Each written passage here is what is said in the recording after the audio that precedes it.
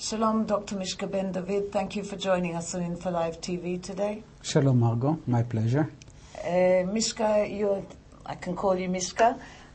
You're not only a well-known author of a number of best-selling novels that we'll touch on later in the interview, but you're also a former senior member of the Mossad, and you've agreed to talk with us about the assassination of Hezbollah commander Moughaniyeh in Damascus Tuesday night. Yes, definitely, under the restrictions of what I'm allowed to say. It's fully understandable. Yeah. Firstly, who was the man, Moughaniyeh? Could we refer to him as a ticking bomb? Yeah, definitely so.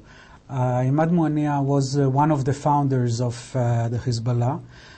Before that, he was the bodyguard of Yasser Arafat, but after the first Lebanon war in '82, when the Fatah movement left Lebanon, he stayed there and with the other people actually formed the Hezbollah.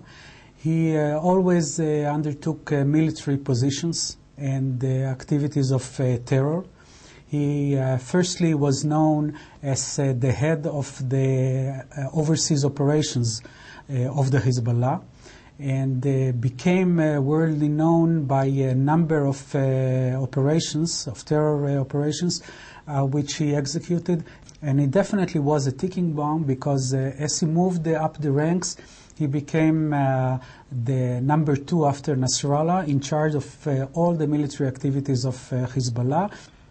Now, although Israel has strongly denied any involvement in his assassination, the method used to kill him, I mean, what does this tell us about the capabilities of the organization that carried it out?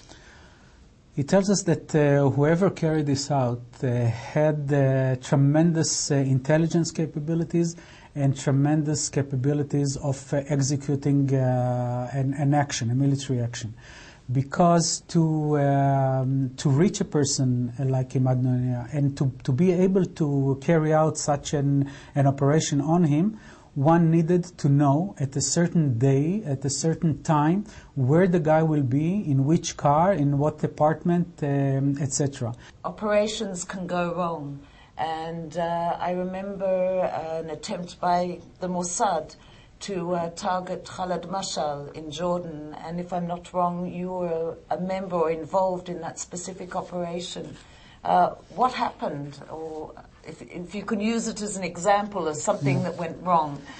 I will use it as example both of something that went right and something that went wrong. Okay. After the 2 assassination bombs in Jerusalem, that took place about 2 months apart from each other in Ben Yehuda and in the market, and took a toll of dozens of dead lives.